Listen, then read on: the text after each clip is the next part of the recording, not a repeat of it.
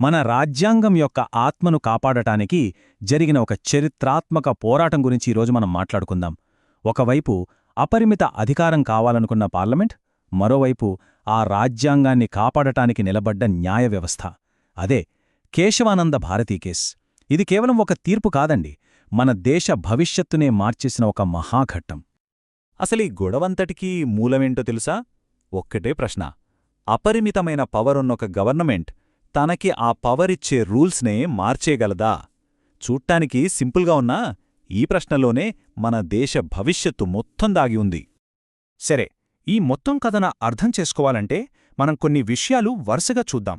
ముందుగా అసలీ రాజ్యాంగ సంక్షోభం ఎలా మొదలైంది, ఆ తర్వాత పార్లమెంట్ అధికారాల గురించి జరిగిన గొడవేంటి, కోర్టులో వాదనలు ఎలా జరిగాయి, ఆ చరిత్రాత్మక తీర్పేంటి, దాన్నుంచి వచ్చిన బేసిక్ స్ట్రక్చర్ డాక్ట్రిన్ అంటే ఏంటి, అసలీ కేస్ ఇప్పటికి మనకు ఎందుకు అంత ముఖ్యం, ఇవన్నీ మనం తెలుసుకోబోతున్నాం. సరే, ఇక మొదలు పెడదామా? మొదటిది రాజ్యాంగ సంక్షోభం. అసలు సమస్య ఎక్కడ మొదలైంది? రాజ్యాంగాన్ని సవరించడం అసాధ్యమనే పరిస్థితి ఎందుకొచ్చింది? సమయం 1970ల మొదలు. అప్పుడు అధికారంలో ఉన్న భారత పార్లమెంటుకి అఖండమైన మెజారిటీ ఉంది. దాంతో వాళ్ళు ఒక్కటే డిసైడ్ అయ్యారు, రాజ్యాంగంలో ఏ భాగాన్నైనా మార్చే పవర్ తమకే ఉందని బలంగా చెప్పడం మొదలుపెట్టారు. సరిగ్గా ఇక్కడే ప్రభుత్వానికి, ప్రజల ప్రాథమిక హక్కులకి మధ్య ఒక పెద్ద యుద్ధానికి బీజం పడింది. అయితే ఈ గొడవంతా ఒక్కరోజులో మొదలైపోలేదు. దీని వెనక కొన్ని సంవత్సరాల కథుంది. ఆ పెద్ద పోరాటానికి దారితీసిన సంఘటనలేంటో ఇప్పుడు చూద్దాం. కథ మొదలైంది 1951లో. మొదటి రాజ్యాంగ సవరణతో ఆస్తి హక్కుపై కొన్ని పరిమితులు పెట్టారు. అంతా బాగానే ఉంది అనుకుంటున్న టైంలో 1967లో వచ్చింది గోలకనాథ్ కేసు. అప్పుడు సుప్రీంకోర్టు ఒక బాంబు పేల్చింది. ప్రాథమిక హక్కులను సవరించే అధికారం పార్లమెంటుకు లేదు అని ఖరాఖండిగా చెప్పేసింది. మరి దీనికి పార్లమెంటు ఊరుకుంటుందా? అస్సలు ఊరుకోలేదు. 1971లో 24వ సవరణ తీసుకొచ్చి రాజ్యాంగంలోని ఏ భాగాన్నైనా సరే మార్చే అధికారం మాకే ఉంది అని చెప్పుకుంది. ఇంకేముంది, ఒకరిపై ఒకరు పైచేయి సాధించే ప్రయత్నంలో పార్లమెంటుకి, న్యాయ వ్యవస్థకి మధ్య యుద్ధం ఖాయమైపోయింది. ఇక కోర్టులో జరిగిన ఆ రాజ్యాంగ పోరాటంలో అసలు వాదనలేంటో చూద్దాం. కోర్టులో 2 వాదనలు ఒకదానికొకటి పూర్తి వ్యతిరేకంగా నిలబడ్డాయి. ప్రభుత్వమేమందంటే, మమ్మల్ని ప్రజలు ఎన్నుకున్నారు కాబట్టి ప్రజల మంచి కోసం రాజ్యాంగాన్ని ఎలాగైనా మార్చే పూర్తి అధికారం మాకుండాలి అనంది. కాని దీనికి పిటిషనర్లు చెప్పిన జవాబు చాలా సూటిగా ఉంది. సవరించడానికి, నాశనం చేయడానికి చాలా తేడా ఉంది. మీరు రాజ్యాంగం యొక్క ఆత్మనే చంపేస్తామంటే కుదరదు అని స్పష్టం చేశారు. రోజుల తరబడి వాదనలు, ప్రతివాదనలు, ఆ తర్వాత దేశమంతా ఎదురుచూస్తున్న ఆ రోజు రానే వచ్చింది. కోర్టు తన తీర్పును వెలువరించే చారిత్రాత్మక రోజు.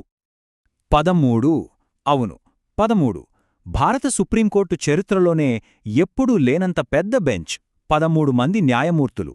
దేశ భవిష్యత్తును తేల్చడానికి వాళ్లు ఒకచోట కూచున్నారు. ఈ ఒక్క నంబర్ చాలు ఈ కేసు ఎంత పెద్దదో అర్థం చేసుకోవడానికి. 68 అక్షరాలా 68 రోజులు. అంటే 2 నెలలకు పైగా సాగిన విచారణ. బహుశా భారత న్యాయచరిత్రలోనే ఇంత సుదీర్ఘమైన మేధోమథనం జరిగుండదేమో. అక్కడ వినిపించిన ప్రతి వాదన దేశ భవిష్యత్తును మార్చే శక్తి ఉన్నదే. ఇక ఫైనల్గా తీర్పు వచ్చింది. అది ఎలాగో తెలుసా? ఉత్కంఠభరితంగా కేవలం 7:6 మెజారిటీతో, ఒక్క ఓటు తేడాతో వచ్చిన ఈ తీర్పు భారత న్యాయ వ్యవస్థ గతిని శాశ్వతంగా మార్చేసింది. ఈ పెద్ద సంక్షోభం నుంచి ఒక అద్భుతమైన, ఒక తెలివైన పరిష్కారం పుట్టింది. అదే మౌలిక స్వరూపం సిద్ధాంతం. దీనినే మనం బేసిక్ స్ట్రక్చర్ డాక్ట్రిన్ అని పిలుస్తాం. ఇది 2 వర్గాల వాదనలకు మధ్య ఒక చక్కని రాజీ మార్గాన్ని చూపించింది. ఈ డాక్ట్రిన్ ఏం చెప్పిందంటే, చూడండి, పార్లమెంటుకు రాజ్యాంగాన్ని సవరించే అధికారం ఉంది, అందులో సందేహమే లేదు. కాని దాని మౌలిక స్వరూపాన్ని, అంటే దాని ఫౌండేషన్ను, దాని ఆత్మను టచ్ చేసే అధికారం మాత్రం లేదు అంటూ పార్లమెంట్ అధికారానికి, రాజ్యాంగ సమగ్రతకు మధ్య ఒక స్పష్టమైన లక్ష్మణరేఖ గీసింది. ఈ కాన్సెప్ట్ని ఇంకా సింపుల్గా అర్థం చేసుకోవాలంటే ఒక ఉదాహరణ చూద్దాం. మన రాజ్యాంగాన్ని ఒక ఇల్లు అనుకుందాం. పార్లమెంట్ ఆ ఇంటికి రినోవేషన్ చేయొచ్చు, అంటే పెయింట్ మార్చొచ్చు, ఒక గోడను అటు ఇటు జరపచ్చు, కొత్తగా ఒక కిటికీ పెట్టొచ్చు, అన్నీ చేయొచ్చు. కాని ఆ ఇంటి పునాదిని మాత్రం కూల్చేలేదు. ఆ పునాదే మన రాజ్యాంగం యొక్క మౌలిక స్వరూపం. మరి ఈ కేశవానంద భారతీ కేసు మనకు మిగిల్చిన వారసత్వమేంటి, దాని ప్రాముఖ్యతేంటో ఇప్పుడు తెలుసుకుందాం. అసలే ఈ మౌలిక స్వరూపమంటే ఏంటి? దీని కిందకి ఏమొస్తాయి అంటే రాజ్యాంగమే అత్యున్నతమైన సూత్రం, చట్టబద్ధమైన పాలన, అధికారాల విభజన ఇలాంటివి. అంతేకాదు మన దేశ ప్రజాస్వామ్య, లౌకిక, సమాఖ్య స్వరూపం, అలాగే దేశ ఐక్యత, సమగ్రత కూడా ఇందులో భాగమే. సింపుల్గా చెప్పాలంటే ఇవన్నీ మన రాజ్యాంగానికి గుండెకాయలాంటివి. వీటిని పార్లమెంట్ ఎప్పటికీ ఏ పరిస్థితిలోనూ మార్చలేదు.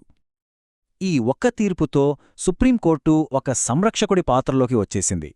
శాసనసభలు తమ అధికారాన్ని దుర్వినియోగం చేయకుండా రాజ్యాంగం యొక్క మౌలిక సూత్రాలను కాపాడే అంతిమ శక్తిగా నిలిచింది. అంటే రాజకీయ అధికారానికి ఇదొక శాశ్వతమైన చెక్ పెట్టిందనమాట. చివరగా ఒక ప్రశ్న. ఒక ప్రజాస్వామ్యంలో ఫైనల్ వర్డ్ ఎవరిదెవ్వాలి? ప్రజలెన్నుకున్న పార్లమెంటుదా, లేక రాజ్యాంగాన్ని కాపాడేందుకున్న కోర్టుదా? కేశవానంద భారతీ కేసు ఈ ప్రశ్నకు ఒక సమాధానమిచ్చే ప్రయత్నం చేసింది. కాని ఈ చర్చ ఇప్పటికీ మన దేశంలో కొనసాగుతూనే ఉంది. దీని గురించి ఆలోచించాల్సిన అవసరం మనందరికీ ఉంది.